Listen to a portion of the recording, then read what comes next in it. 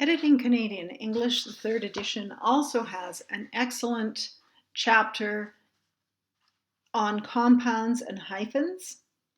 You might want to take a quick look at that. Of course, the Copy Editor's Handbook is the guide that I asked you to read an excerpt from for this week's lecture. As with many things in editing, we often need to be aware of multiple sources of information in order to make informed decisions. So I am taking the majority of my lecture material from the Copy Editor's Handbook, but I'm also referring to Editing Canadian English. So let's look at the hyphen. Now, first of all, I want to mention that compounds, and these include hyphenated words, as well as words that are created from two words fused together, or words that are compound but open compounds, meaning there's no hyphen. This collection of words is quite inconsistent. It can vary from dictionary to dictionary. It can vary from country usage to country. And in some cases, there are multiple ways of doing things. It can feel very random at times, sadly. So often what happens when we start using two words together to mean a single third word is that they are an open compound, which means that they are two words. And I think the example that I used last class was electronic mail. That started off as two words. And then it was shortened to one word, e-mail. So the first word was reduced down to an initial, and then we added the hyphen in. Now you will find that in the vast majority of style guides and dictionaries that it is e-mail, no hyphen, and a single word. So this is a common evolution of words. So some words stay forever as an open compound. Other words adopt a hyphen and seem to keep it forever. And then other words end up becoming fused. Now, there are some types of words that are generally hyphenated as a rule, and so they're not kind of in this process of change. One of those is types of numbers. So compound numerals, numbers like 26, 48, 52, these always have hyphens. Now, be aware that not every number is hyphenated. For example, 200 isn't hyphenated. It's two separate words. Fractions are written with a hyphen, always when acting as a compound adjective, and in most styles, so check your style guide, when they are not. So for example, his speech was 1/3 fact and 2/3 demagoguery. So you will need to check perhaps a dictionary or perhaps a style guide, just depending. And then there are these prefixes that are often hyphenated. So words beginning with self are written with a hyphen. So for example, self-styled, self-taught, self-centered. But there are exceptions to this. Selfie, selfless, self-same. These are not written with a hyphen. You can see how complex this can get.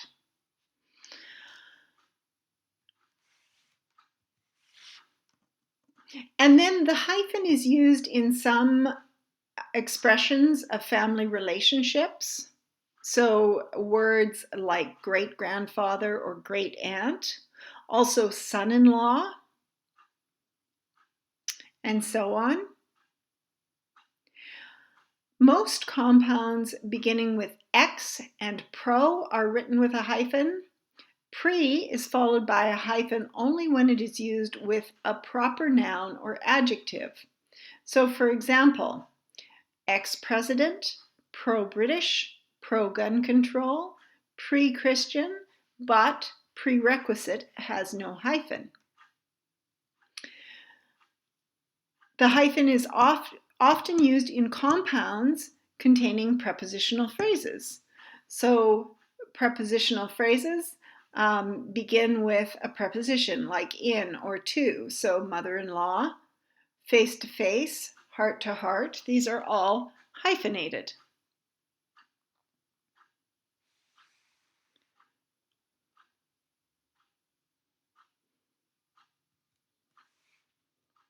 Hyphens are used to form compound modifiers. We spoke a little bit about this in class. So 8-year-old child, 8-year-old, the 8-year-old is a compound modifier, so it's hyphenated. A well-done steak, a blue-green sea, that come hither look, these are all compound modifiers, so they are hyphenated. Hyphens are used in coined or occasional compounds. She gave him a kind of you ought to know better look. Her bird on the nest hat was sensational. So sometimes you'll make up a compound modifier and you will string these words together so that the reader understands that they're meant to be read together as a modifier. The hyphen is used in compound nouns that name the same person in two different capacities. So author, publisher, musician, statesman, tycoon, playboy, and so on. The hyphen can be used to avoid clumsy spellings. So these double vowels often will use a hyphen to avoid that. So preempt or semi-independent. And then the hyphen is sometimes used at the end of a line of writing to indicate the division of a word continued on the next line. So the division must always come at the end of a syllable. So this, I mentioned in class, is something that we see less of nowadays, but was really common when text was typeset for a hard copy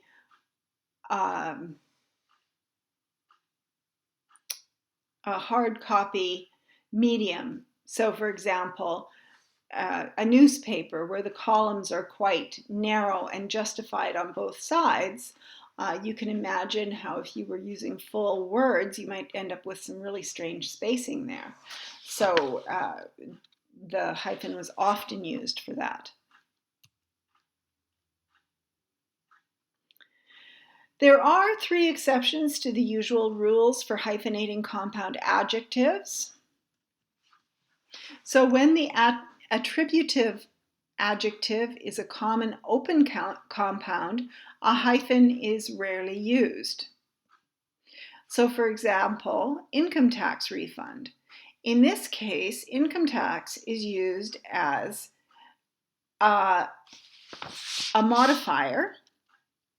So it is being used as an adjective, but income tax as a noun is an open compound.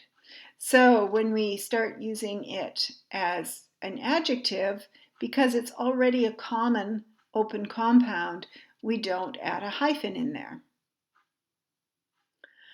When the first member of the compound adjective is an adverb ending in ly, the compound is open. So, for example, openly hostile attitude. Openly hostile is a compound adjective, but openly ends in an ly, so we don't use a hyphen. Adjectives derived from foreign phrases are not hyphenated. So per capita, that's derived from the Latin, and so we would not hyphenate that. Within compound adjectives, hyphens can be important to clarify meaning. So for example, he is taking care of 4-year-old boys. So there are 4 of them. She is taking care of 4-year-old boys. Now we know that there's an untold number of boys, but they're all 4 years old. He worked 24-hour shifts. There are 24 of these 1-hour shifts that he worked. She worked 20 4-hour shifts. 20 shifts that contained 4 hours each. So very different meanings. A word about suspended hyphenation. So when we have 2 hyphenated compound adjectives in a row, we often suspend the hyphenation. Now in this example, you can see that 15 and 20-year mortgages is correct, as is 15-year and 20-year mortgages.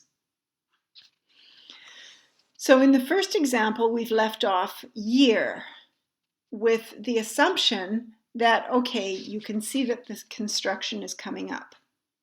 It's a type of ellipsis. And it's fine as long as you use the hyphen after 15 to indicate that we have deleted that extra word. So it is incorrect, just scoot your eyes down the page here, it's incorrect to say 15 without a hyphen and 20-year mortgages.